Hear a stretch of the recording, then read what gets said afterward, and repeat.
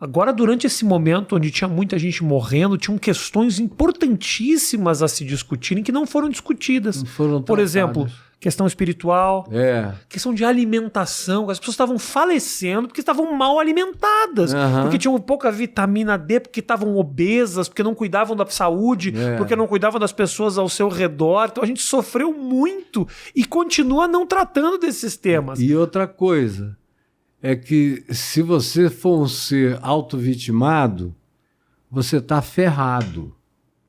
Se você tiver autopiedade, você está lascado. Porque você não levanta, né? Você não levanta. Se você tiver peninha de você mesmo, já era. As pessoas que se levantam são as que não têm pena de si mesmas. São as que dizem a si mesmo, eu vou levantar, eu vou fazer, eu vou trabalhar, eu vou adiante. Então, boa parte das doenças humanas vem da autopiedade, da autovitimização, que tem um poder de somatização extraordinária. O cara fica doente da enfermidade psíquica dele, na maioria das vezes. E aí fica tomando remédio, sem tratar da causa emocional, psicológica, espiritual, que é onde está o elemento causal da enfermidade dele.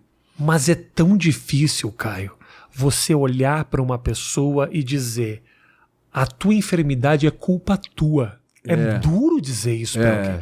Você tá ansioso, você tá depressivo, você tá nervoso. Obviamente existem as questões químicas que levam a esses problemas, mas hoje em dia, com essa pandemia de depressão, obviamente tem muita gente que não conseguiu lidar com as suas causas, os seus problemas e acabou chegando nesses lugares. Mas é difícil alguém olhar para alguém e falar assim: levanta, irmão, levanta, olha, que você pode. Você está doente de si mesmo. Eu digo muito isso por aí. O que eu tenho, pastor? Eu digo, você tem você mesmo. É a sua doença, é você. É essa pena que você tem de você, esse negativismo. Você olha e acha que o mundo te deve alguma coisa. O mundo não te deve nada. Eu tenho uma frase numa camisa minha, que eu gosto muito dela, que diz assim: você já perdoou o mundo hoje? Porque o cara que não aprende a perdoar o mundo todo dia vai ficar doente. Eu não tenho nenhum problema com o mundo. Eu só tenho problema comigo. Se eu me entregar, eu danço. Mas se eu continuar olhando para cima e dizendo não, pode todo mundo desistir, mas eu não vou desistir do bem. Não vou utilizar mecanismos de perversidade para alcançar nada. Os fins não justificam os meios para mim. Eu vou chegar lá pelas boas razões. E eu não quero conquistar nada que não seja natural, resultado extensivo dos meus dons, das minhas capacidades, daquilo que eu recebi de graça e que eu quero dar de graça, e que é a minha própria saúde, é a minha individuação saudável. Quanto mais eu abraço a minha identidade com gratidão, melhor eu fico, mais inteligente eu me torno. Quanto menos ansiedade eu tenho, mais desenvolvimento mental acontece em mim.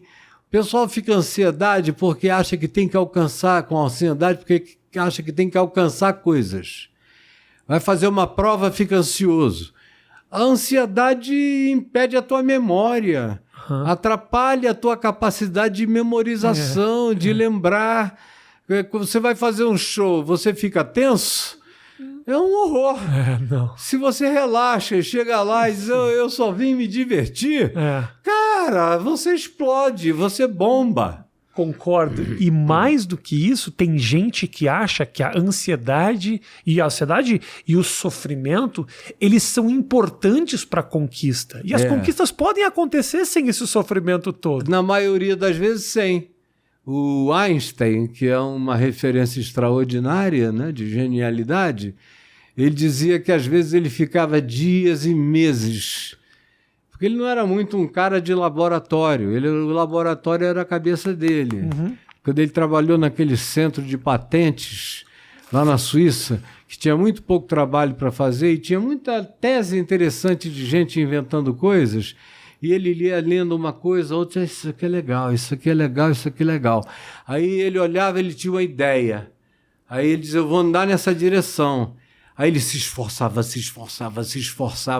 queimava todos os neurônios, evocava toda a genialidade dele, não conseguia nada, ele ficava furioso, chutava tudo para o alto, aí dizia que ia dar uma volta no campo, quer esquecer isso, é uma obsessão sem fundamento. Aí ele ia andando, de repente ele tropeçava num buraco. Na queda, ele dizia, aí eu já não pensava, eu era pensado pela solução. Uhum. Isso é que é uma coisa maravilhosa, é quando você crê que você não é a fonte, mas existem fontes superiores que habitam na tua paz e no teu relaxamento. Eu aprendi isso muito novo quando eu comecei a pregar, e no início comecei a pregar com 18 anos. E recebi logo responsabilidades imensas. Com 20 anos eu já era pastor presbiteriano, que é uma igreja seríssima. Todo mundo tem que ser culto, teólogo, isso e aquilo. E eu lia. Quando eu ia pregar, eu preparava os meus sermões e tal. Eram sempre maravilhosos. Todo mundo gostava, amava, elogiava e tudo mais. Mas depois de um tempo, eu falei, quer saber? Jesus não tinha sermão de nada, ele olhava para as pessoas e ele viu que elas estavam precisando e ele dizia o que o auditório estava falando sem dizer nada. Eu vou fazer assim. Sentir e expressar. Eu vou sentir e expressar.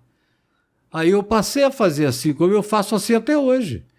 Eu não gasto 5 minutos antes de nenhuma fala que eu vá fazer. Nem tem caneta. Nem tenho caneta, nem caderno de anotação. Eu posso ir na USP, na PUC, em qualquer lugar. Já falei em Cambridge, já falei em universidades inglesas, americanas, as mais variadas, sem levar uma anotação. Porque eu dizia, se esse negócio não me habitar, o que eu estou fazendo aqui? Eu vim ler um paper? Esse negócio tem que estar escrito em mim, tem que brotar de mim, tem que vazar de mim, tem que explodir de mim, tem que ser uma fonte jorrando de mim. Quanto mais eu fui tendo a coragem de fazer isso, e agora já são 50 anos fazendo isso, mais maravilhoso fica. Hoje, por exemplo, eu fui falar num lugar, eu acordei, eu não sabia o que eu ia falar, eu só tinha dormido 3 horas, cansado a beça. Aí, antes de dormir, eu falei, Senhor, antes de eu acordar, me diz alguma coisinha, me dá uma ideinha para eu dormir, para eu acordar com uma ideia. Aí, a primeira coisa que aconteceu quando eu acordei foi um texto de Paulo em Efésios 3, que me veio à mente assim, todo inteiro. Por esta causa eu me ponho de joelho diante do Pai, de quem toma o nome toda a família, tanto nos céus, que não é sky, para os judeus e para os cristãos antigos, os céus eram as dimensões universais. De toda a família, de quem toma o nome, tanto nos céus quanto na terra. Aí eu falei, pronto, eu vou falar sobre as famílias cósmicas de Deus e mostrar como a gente vive amarrado ao umbigo, sem enxergar coisa nenhuma, quando a gente tem uma vocação de uma amplitude extraordinária para se expandir.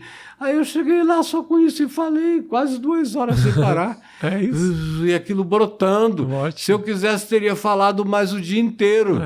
Porque existe em mim.